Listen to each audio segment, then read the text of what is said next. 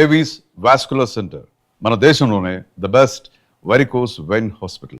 Game వదులుకునేటట్టయితే మళ్ళీ reentry ఇచ్చినప్పుడు ఎలిమినేట్ చేశారు. శ్రీజాని నన్ను వచ్చాం, లోపలికి వచ్చాము. ఎవరు ఏమనుకున్నా సరే, ఎవరు ఏం గేమ్ అన్నా సరే, ఆడియన్కి నచ్చితేనే ఉంచుతారండి హౌస్లో. ఆడియన్ నచ్చకపోతే బలవంతంగా ఉంచరు కదా. ఇంకొక రోజు ఉంచండి అని బిగ్ బాస్ని రిక్వెస్ట్ చేస్తే ఉంటారేంటి, చేయబట్టి లాగేస్తారు ముందు. సో ఉన్న తర్వాత 14 వారాలు ఉన్నాను, 15 వారాలు ఉందామని ట్రై చేశాను. 14 వారాలు ఉన్నాను అంటే ఎక్కడో దగ్గర ఆడియన్కి కనెక్ట్ అయ్యాను కదా. ఆడియన్ యాక్సెప్ట్ చేశారు కదా, బర్నీ ఉండాలని చెప్పి ఓకే చేశారు కదా. 23 మంది వచ్చి వెళ్ళారు హౌస్లోకి, బిగ్ బాస్ హౌస్లోకి. ఈ సీజన్ 23 మెంబర్స్ వచ్చి వెళ్ళారు. 20 మంది నన్ను బయటకు పంపిద్దామని ట్రై చేశారు. ముగ్గురు నా గురించి నిలబడ్డారు. ఆ ముగ్గురు ఎవరో మీకు తెలుసు. ఆ ముగ్గురులో ఇద్దరే జెన్యూన్గా నిలబడ్డారు. ముగ్గురులో ఇద్దరు జెన్యూన్గా నిలబడ్డారు. ఇది నా కోసం జెన్యూన్గా ఫైట్ చేసింది ఇద్దరు. ఒకళ్ళు గేమ్ ఆడుతూ నాకు అవసరమైనప్పుడు హెల్ప్ చేయకుండా నా హెల్ప్ తీసుకుంటూ ఆడారు. I don't want to reveal the names, but ఆ ఇద్దరు ఎవరో తెలుసు మీకు. సో 14 వారాలు ఉన్నానంటే నేనేదో ఆడేసి లేదంటే టైంపాస్ చేసేసి అయితే రాలా. ఆడియన్స్కి నచ్చింది కాబట్టి 14 వారాలు ఉంచారు. తర్వాత ఎలిమినేట్ ఎందుకు అయ్యాను, దానికి రీజన్స్ చాలా ఉంటాయి. బిగ్ బాస్కి ఒకటే లెక్క కాదు కదా, బోర్డు లెక్కలు ఉంటాయి. సెకండ్ టైం రీఎంట్రీ తర్వాత అంటే ఆ కామెడీ టైమింగ్ ఏంటి, ఆ డాన్సెస్ ఏంటి, అంటే ఏమైనా కొరియోగ్రాఫర్ అవుదాం అనుకుంటున్నారా? బయటకు వచ్చిన తర్వాత హోస్ట్ గారు చూపించారు ఒక వీకెండ్లో, బర్నీ నీకు ఒక ఫన్ మూమెంట్ చూపిస్తాను చూడని చెప్పి చూపించారు కదా. నాకే అర్థం కాలేదు. నేను ఆ రోజు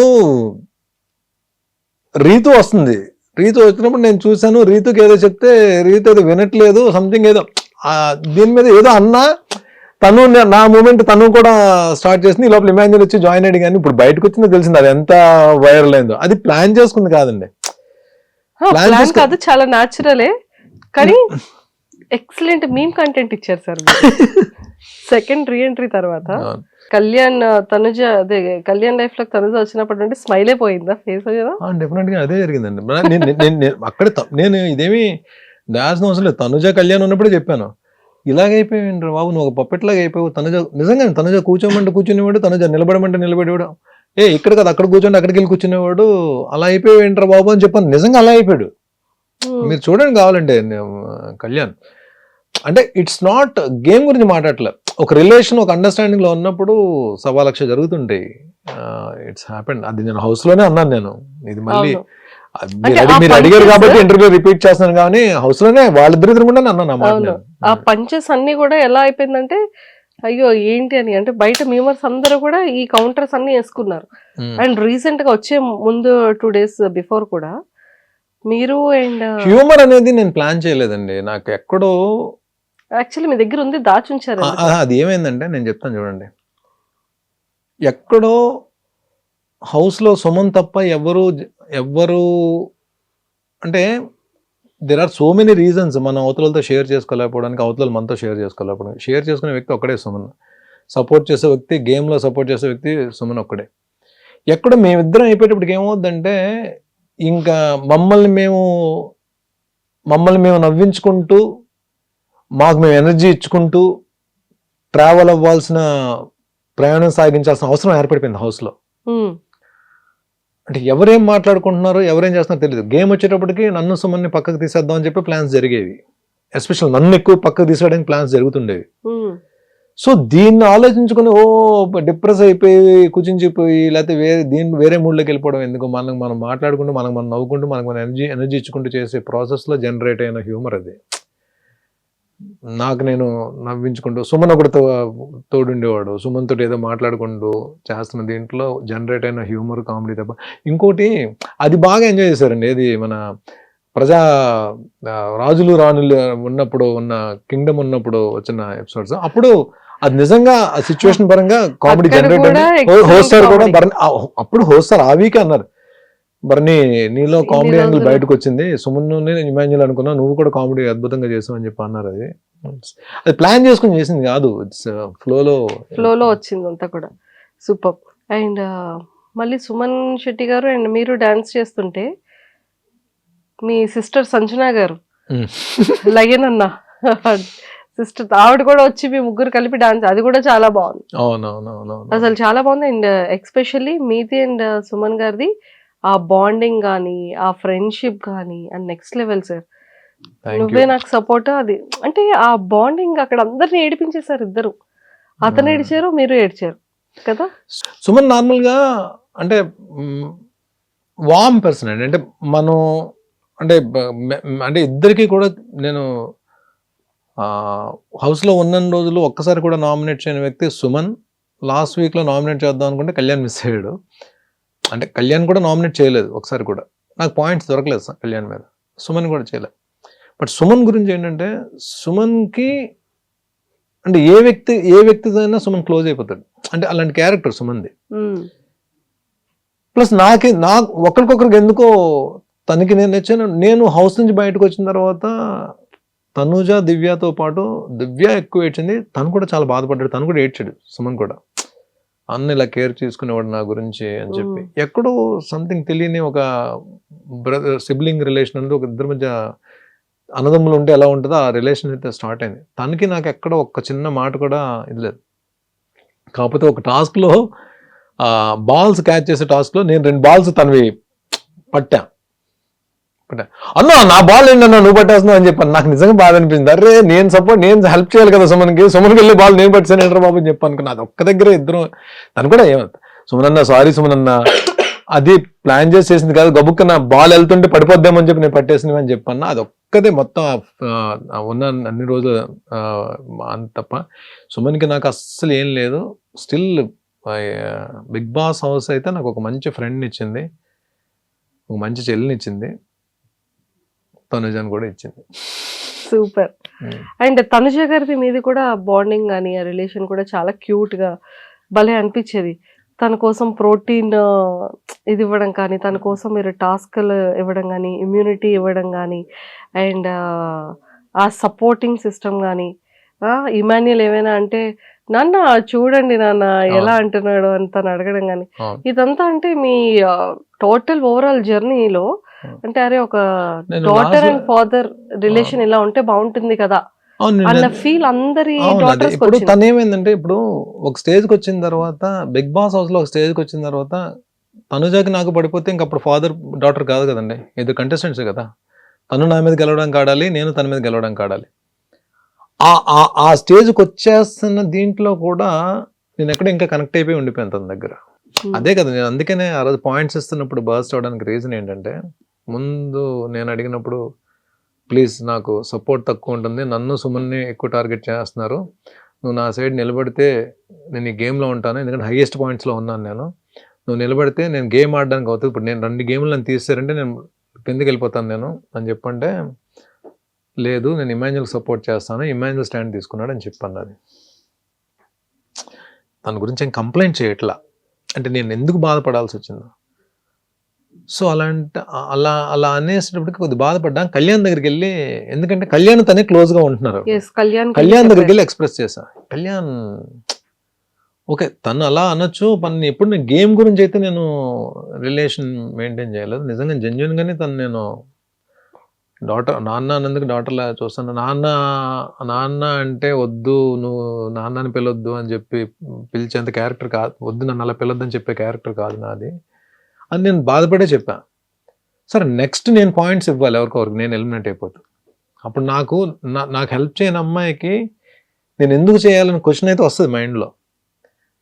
ఇమాన్యుయల్ కానీ సంజన గారికి కూడా చేద్దాం అని చెప్పి నేను అంతకుముందు సుమనన్ని ఇచ్చిన పాయింట్స్ సంజన గారికి ఇవ్వడానికి రీజన్ ఏంటంటే, ఆడియన్ రిక్వెస్ట్, ఓట్లు అడిగే రిక్వెస్ట్ అందరికి అవకాశం దొరికింది, సుమన్కి సంజన గారికి తప్ప. వాళ్ళిద్దరు కూడా రావాలని చెప్పి నా ఆలోచన.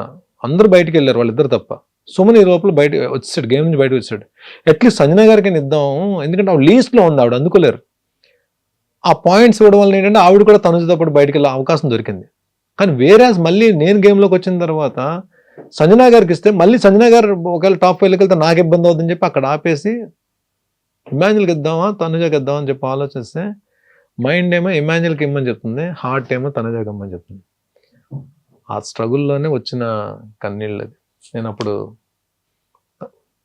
ఇమాన్యుయల్కి వెళ్ళి తనుజకి ఇచ్చేసాను పాయింట్స్. హార్ట్ యా అక్కడ కనెక్ట్ అయింది. అందుకనే కొన్ని విషయాల్లో మన గేమ్ అక్కడ బిగ్ బాస్ అనేది మన మైండ్, మన ఫిజికల్ టాస్క్ తో పాటు మైండ్ తో ఆడాల్సిన గేమ్. Yes. కానీ చాలా సందర్భాల్లో నా హార్ట్ నా మైండ్ని డామినేట్ చేస్తుంది హౌస్లో. అవి ఓడిపోయి ఉండొచ్చు, గెలవలేకపోయి ఉండొచ్చు, బట్ నేనైతే జెన్యున్గా ఉన్నాను, ఎవరితోటైతే రిలేషన్స్ ఉన్నానో వాళ్ళతో జెన్యున్గా ఉన్నాను అనే సాటిస్ఫాక్షన్ అయితే నాకు ఉంది. సూపర్. Yeah. సో ఇంతకీ మరి ఎవరు గెలుస్తున్నారు అనుకుంటున్నారు?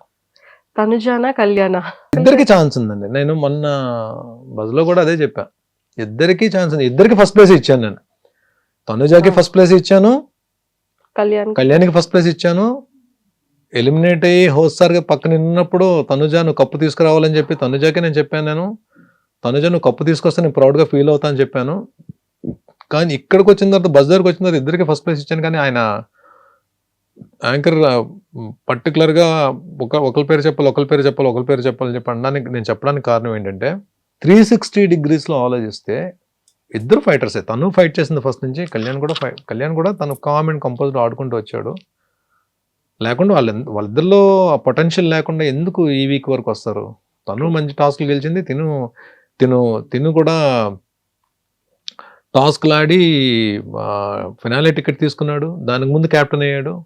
ఇవన్నీ దాని ముందు క్యాప్టెన్ అవ్వడం, ఫినాలే టికెట్ తీసుకోవడం, ఇవన్నీ చూస్తే ఎందుకు ఇద్దరిది ఎడ్జ్ ఉన్నా సరే నాకు ఆ టైంలో కళ్యాణ్ పేరు చెప్పానని చెప్పి తనుజాని తక్కువ చేసినట్టు కాదు. తనుజాని తక్కువ చేస్తే తనుజాకి ఆ సిచ్యువేషన్ కూడా నేను పాయింట్స్ ఎందుకు ఇస్తాను? స్టేజ్ మీద ఏమో తనుజా కప్పు తీసుకురావాలమ్మా, నేను ప్రౌడ్గా ఫీల్ అవుతాను, నేను ఎందుకు చెప్తాను? నేను అక్కడ ఏంటంటే ఒక ఎడ్జ్లో తనకి ఏమైనా ఛాన్స్ ఉందేమో అనిపించింది చెప్పాను తప్ప, నేను మనస్ఫూర్తిగా కళ్యాణ్ తనుజాని పెట్టి ఎవరికి సపోర్ట్ చేస్తారు మీరంటే నా సపోర్ట్ తనుజాకే ఉంటుంది తప్ప. హౌస్లో మీరు చూశారు డే 1 నుంచి నేను ఎలిమినేట్ అయ్యేంత వరకు నేను కంటెస్టెంట్స్కి సపోర్ట్ ఇవ్వాలి, అందరూ ఉన్నారంటే నేను ఫస్ట్ ఎవరికి సపోర్ట్ చేసేవాడిని మీకు తెలుసు కదా. మీకు అర్జున్ మీరే చూశారు కదా. నేను ఇమ్యూనిటీ తనకే ఇచ్చాను, టాస్క్ ఆడిని తను గెలిపించి సేఫ్లో పెట్టాను. ఒక్కొక్కసారి మీరు లాస్ట్ మినిట్లో కూడా లాస్ట్ వచ్చేసే ముందు కూడా పాయింట్స్ తనకే ఇచ్చాను. అది ఏంటంటే సపోర్టర్స్ గబుక్కన తను సపోర్ట్ చేసే వాళ్ళు తీసుకోలేకపోవచ్చు, కానీ వర్డ్స్ వేరు, యాక్షన్స్ వేరు. కళ్యాణ్ విషయంలో వర్డ్ వచ్చి ఉండొచ్చు, కానీ యాక్షన్, నేను చేసిన యాక్షన్ మాత్రం తనుజాలోనే కనబడుతుంది. చూడండి, తనుజ విషయంలోనే కనబడుతుంది. సార్ రీతు గారు ప్రెస్ మీట్ లో బయటకు వచ్చిన తర్వాత ఇంతమంది కంటెస్టెంట్స్ లో మీకు ఎవరు ఫేక్ అనిపించారు అనగానే భరణి గారు అన్నారు. హౌస్లో ఉన్నప్పుడు అన్నది అని చెప్పండి, అది తను ఎలాగా డెమోని గెలిస్తే బాగుంటుంది అని చెప్పి ఆలోచించే వ్యక్తి కాబట్టి ఆ అంటే తనకు నా మీద పర్సనల్గా ఏమి ఉండదు అన్నది అని చెప్పి, ఒకవేళ అది అన్నది నిజమైతే డెమోని గెలవాలి అన్న ఆలోచనతో చెప్పిన మాట అయ్యి ఉంటుంది. కానీ దాని గురించి నేను పెద్ద అయినా ఫ్యామిలీ వీక్ అప్పుడు అందరూ వచ్చారు కదా, వాళ్ళ మదర్ కూడా వచ్చారు. వాళ్ళ మదర్ వచ్చినప్పుడు నేను వెళ్ళి నమస్తే అమ్మా అని చెప్పిన, భరణి గారు నేను మీకు పెద్ద ఫ్యాన్ అండి చీలాసో స్రవంతి నుంచి అని చెప్పి అన్నారు. ఆవిడ అంత బాగా మనల్ని రిసీవ్ చేసుకుని అంత రెస్పెక్ట్గా మాట్లాడినప్పుడు, రీతుది ఏమన్నా అలాంటివి మాట్లాడినా సరే మనం దాన్ని పెద్ద పట్టించుకోవాల్సిన అవసరం లేదు. బట్ రీతు పర్సనల్గా ఏమి ఉండదని నేను చెప్పి అనుకున్నాను. నాకైతే తన మీద పర్సనల్గా ఏమీ లేదు. తను ఒక హౌస్లో ఉన్నంతసేపు కంటెస్టెంట్గా చూశాను. ప్లస్ తను ఎక్కడో నాకు దూరంగా ఉన్నప్పుడు కూడా నేనే దగ్గరగా ఉండి, ఎందుకంటే తను కూడా అంటే మీరు వచ్చే ముందు కూడా స్టేజ్ మీద కూడా బర్నన్నా అని చెప్పాను, అది బర్నన్నా అని చెప్పింది. అన్న అని చెప్పి తన నోట్లోంచి వచ్చేది. అలాంటప్పుడు తను అంటే ఏం మాట్లాడినా తన గురించి పెద్దగా మనం అన్న అని పిలిచిన అమ్మాయి గురించి మనం ఎందుకంటే తను ఏమైనా మాట్లాడినా తెలియకైనా మాట్లాడినా మనం దాని గురించి సీరియస్గా తీసుకోవాల్సిన అవసరం లేదు. బయట మళ్ళీ ఇప్పుడు ఎవరెవరి గురించి కామెంట్స్ చేసుకున్నా సరే ఎండ్ ఆఫ్ ద డే ఏదో ఒక రోజు తను నేను కలిసి వర్క్ చేయాల్సి వస్తుంది కదా, ఎక్కడో ఏదో ప్రాజెక్ట్ వర్క్ చేయాల్సి వస్తుంది కదా. అలా తను కనిపించినప్పుడు నేను మనస్ఫూర్తిగా పలకరించాలి, తను కూడా మనస్ఫూర్తిగా పలకరించాలి. ఇవన్నీ జస్ట్ పార్ట్ ఆఫ్ గేమ్ అండి. మనం దాని సూపర్. అండ్ స్టేజ్ మీదకి వచ్చేసేటప్పటికి అంటే యమదొంగలో డైలాగు లీలగా అంత పెద్ద డైలాగ్ని ఒక సింగిల్ టేక్లో అంత స్ట్రాంగ్గా చెప్పేశారు సార్ కదా. రష్మిక గారు కూడా హార్ట్ని ఇలా ఇచ్చారు మీకు. వచ్చిందా? వచ్చింది. ఎక్కడ పెట్టారు హార్ట్ని? ఎక్కడ పెట్టుకున్నారు? హార్ట్ని ఎక్కడ పెడతామండి? హార్ట్ని మనం ఆవిడ ఏంటంటే అది ఆర్టిస్ట్గా ఆవిడ ఎక్కడో ఇంప్రెస్ అయ్యారు. ఇంప్రెస్ అయ్యి ఇచ్చిన కాంప్లిమెంట్ అది. బట్ సార్ కూడా హోస్ట్ సార్ కూడా భరణి ఫెంటాస్టిక్ భరణి అని చెప్పాను. నాకు సార్ చాలా ఈ స్కిట్స్ చేస్తున్నప్పుడు చాలా సార్లు నాకు సార్ నన్ను కాంప్లిమెంట్స్ ఇచ్చారు. లక్కీగా